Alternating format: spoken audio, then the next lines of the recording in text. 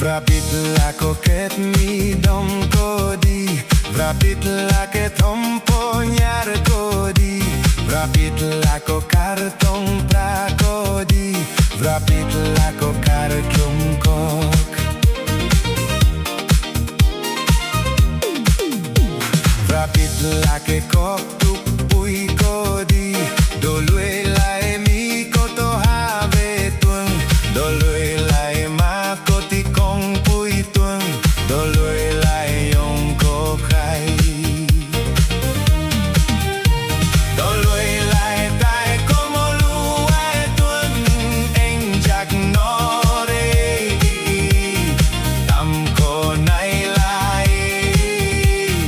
krupo klai wai tuang.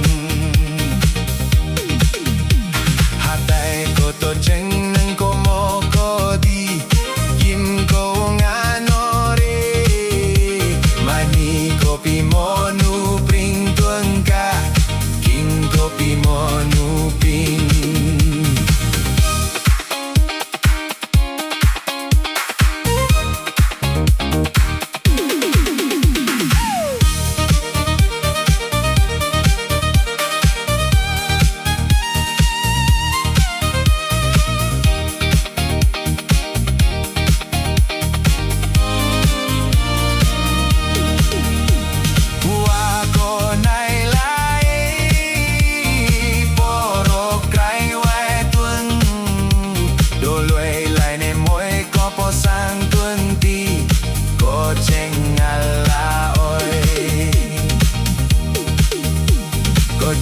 Cả mỗi cô này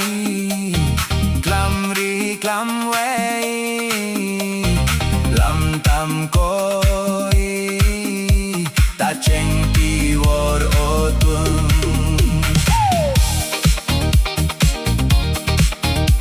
hatar ko nai nori suk ti suk o tuang duk dak tai bran ko nai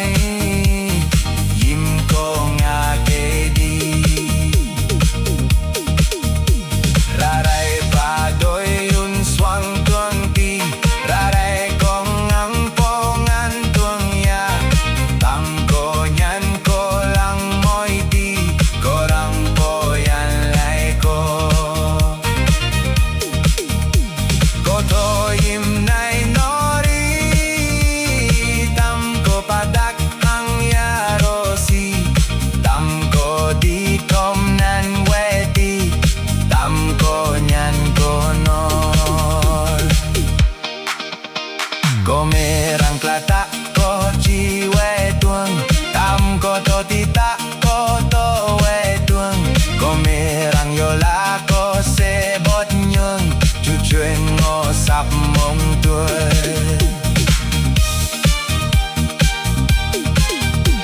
Lượt bắt to han rang re bo ti,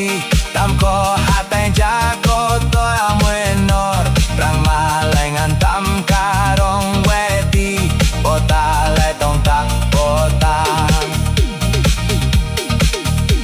đi ra lại tam po huen we ti rang chuen lại tam po ting we ti ra ring tam to ti ta kre we tuang rang pre lại ko tam mong po qua po ja lại tam mong lu we ti rang chur po de lại tam rui tuang porong lại